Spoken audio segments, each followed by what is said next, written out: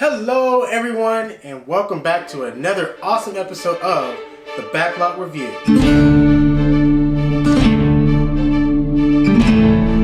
Now today's movie is a fun, action-packed, swashbuckling adventure starring everybody's favorite drunk pirate, and that movie is, of course, roll the clip.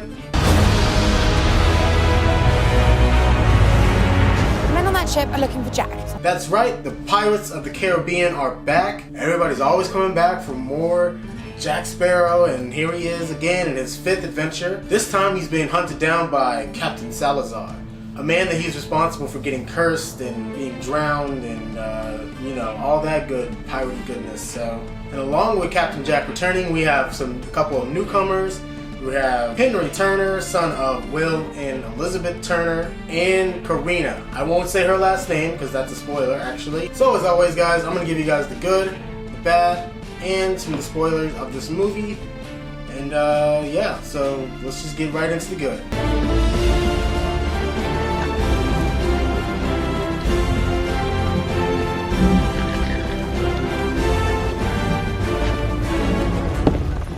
Alright, so right off the bat, what I thought was good about this movie is that it is amazingly fun. I mean, just like the other four, this movie follows the same trope of the Pirates movies being just so outstandingly fun that you can just go back and watch them over and over again. At least I can.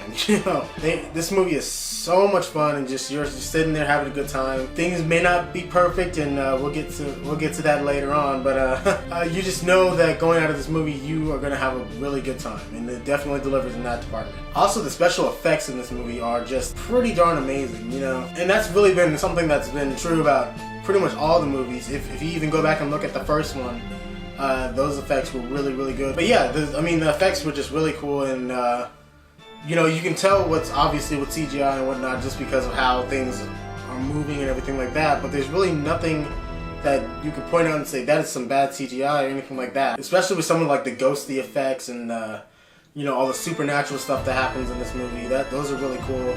And then you have some more practical things and sets moving and large set pieces and stuff like that. It all really meshes well together, in my opinion. Now, getting into some of my favorite characters, first of all, Captain Salazar, played by Javier Bardem. I believe I'm saying that right. But yeah, Captain Salazar, played by Javier Bardem, really stole the show every time he was on the screen. Again, going back to what I was saying about the effects on him and his crew as ghosts were really, really outstanding. The way they did it was the way the person died. They would have their ghosts be affected in the same way. So Captain Salazar died by drowning, so every time he's on screen, he looks like he's kind of floating, and his hair is like floating as if he's still in that drowning state, and like it comes across in his speech and everything like that. I thought that was a really creative way to differentiate him from like Davy Jones and like Blackbeard, who were really which those villains were really cool and creative in their own way as well. But yeah, this is just one way to keep him different from those guys and make him more unique and stuff like that. Henry Turner, Will Turner's son, and Karina, the two new players in this movie, I really thought their relationship went pretty well throughout the movie. It was way better than the random sailor-mermaid relationship from the last movie, I'll say that. I won't say it's better or even as good as Orlando Bloom and Keira Knightley's relationship in the original trilogy, but yeah, you definitely feel the relationship evolve from the beginning of the movie to the end of the movie and how it kind of changes and whatnot. And I really love their dynamic together. However, every movie has a bad section, so let's see what I thought could use a little bit more improvement going into this movie. Why is the rum gone? One, because it is a vile drink that turns even the most respectable men into complete scoundrels. Two, that signal is over 1,000 feet high. The entire Royal Navy is out looking for me. Do you really think that there is even the slightest chance that they won't see it? But why is the rum gone? Alright, so the first thing that was just so laughably bad to me in this movie was one of the opening scenes. There are a couple opening scenes dealing with Henry Turner and what he's going through. There's a scene where Jack and his crew are trying to rob a bank and they're trying to steal a vault. Kind of like, it definitely reminded me of like one of the Fast and Furious movies. I think it was Fast 5.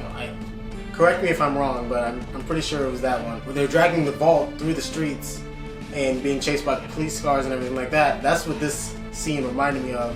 Where they strapped ropes to this vault, tied that to a bunch of horses and whatnot on a carriage, and we're having the horses tow this vault through the whatever city or island or wherever they are in the Caribbean. Now, I mean, of course you're gonna have that silly, you know, it's not taking itself too seriously, let's just say that. But it's not just that they're carrying this vault by horses with ropes. So they tied the vault, so Jack tied the vault through the wall, right? And so they start to drag the vault, but the vault ends up bringing the entire building along with it through the streets. I can believe maybe that the horses could carry the vault through the streets, but an entire building, the entire bank is literally being dragged by horses through the streets of this random town that they're in, and it's just so ridiculous. That was the first thing that I wrote down when I was watching this movie in terms of bad. I was just like, why? What is this scene? And then kind of related to that, just Jack's slapstick throughout this entire movie. I guess I'm really starting to feel like the people that watched the last movie and thought Jack's act was getting old. In this movie, it really just kind of... Maybe it's because I was watching this movie from a more critical standpoint than I have in watching the previous movies, so maybe that has something to do with it. But at the same time, it's like, if your main character is someone who you do not feel any regard for their safety because you know that he's just gonna tumble out of this or he's gonna tumble onto that and some lever is gonna happen and he's gonna be safe, then you lose that dramatic tension a lot of the times. And I know that, again, this movie doesn't have to take itself so seriously, and it's a Disney movie and it's fun, but at the same time, it's like, if he was literally fighting Captain Salazar's ship at one point and was completely fine, nothing happened to him at all. And it's like, I can't watch a movie and expect anything to happen to anybody if the main character can do all this and that and get away with it every time. And then I think the main problem I have with this movie is that there are just way too many story elements. Yeah, they all lead into the main plot and everything like that, and it makes sense, you know, the main plot makes sense and everything, but there's just so much going on at one time. I counted 5 story plots throughout this entire movie. Pretty much hitting every single main character had their own story arc throughout this movie, and it was like, there's just so much going on. Alright, so we covered the good and the bad. Time for some spoilers.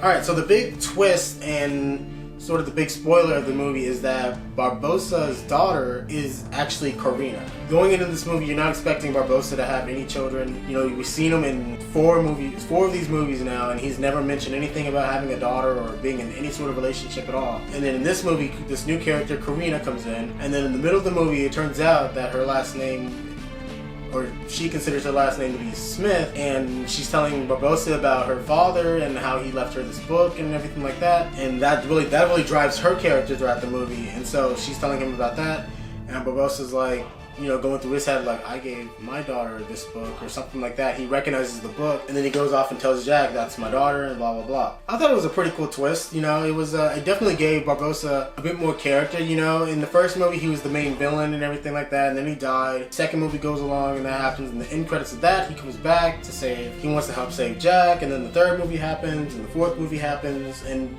we really don't get much backstory about Barbossa until this movie, where we find out he has this estranged daughter. And so I really thought that gave him a lot more character and whatnot, which really helps when we get to the end, or towards the end of the movie, where he sacrifices his life to save Jack, Henry, and his now daughter, Karina Barbossa.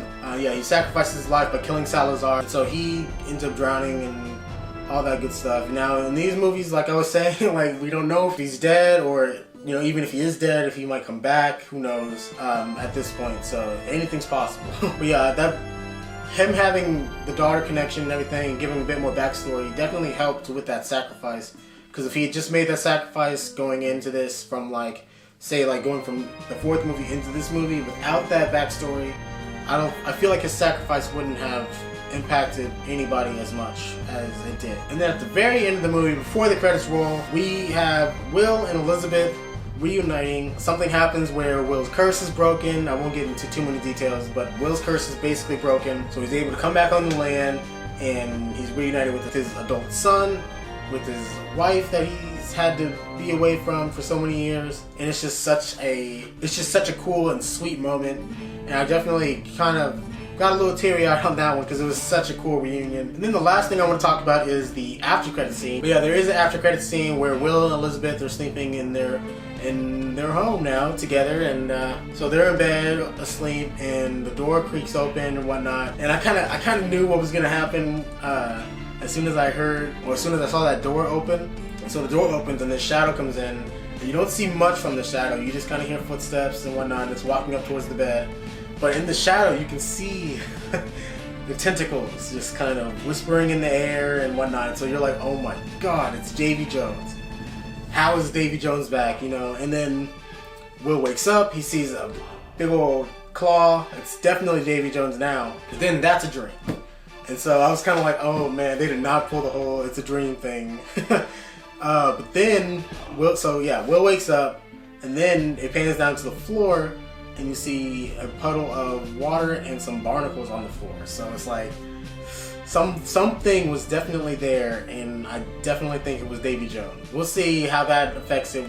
I want to say if they make another movie. I should say when they make another movie. I really like it when they do make another movie to really stray away from the Jack Sparrow story and really focus more on, honestly, I would like to see a story based just really around Henry and Karina and their adventures together and whatnot, in, you know, maybe even bring back Will as, you know, kind of the parental figure or whatnot in that. So I'm really interested to see how this moves forward. Alright guys, so overall I thought Pirates of the Caribbean Dead Men Tell No Tales was a fun, action-packed, exciting adventure with Jack Sparrow and the gang as usual. And again, it was really fun. I really did have a good time, but that doesn't mean that the movie didn't have its issues, and unfortunately some of those issues were pretty drastic throughout the movie. It didn't necessarily take away my enjoyment of the movie, but thinking critically on it, I really did find some faults with these issues. So I'm going to go ahead and give Pirates of the Caribbean Dead Men Tell No Tales 3 out of 5 barrels of rum. But why is the rum gone? So I mean, yeah, it's a movie. It's a pretty decent movie. I'll give it that. So yeah, guys, what's your favorite Pirates of the Caribbean movie out of these 5? I would say in my book, the first and the second one are definitely tied for like first, at least, probably. If you like this video, go ahead and press that like button down below. If you want to see more from me, go ahead and subscribe. And check me out on the usual social media sites down below as well. My name is Jules Alexander, and I want you guys to do me a favor, alright? I want you guys to go out there and live your life fearlessly. Just go live fearlessly. I want you guys to do that. I've been conquering my fears through these videos, and it's been doing me wonders. So I feel like that's my new slogan from now on, is just to live fearlessly. So yeah, go ahead and go out and do that. Leave a comment if you want, and I will catch you guys in the next one.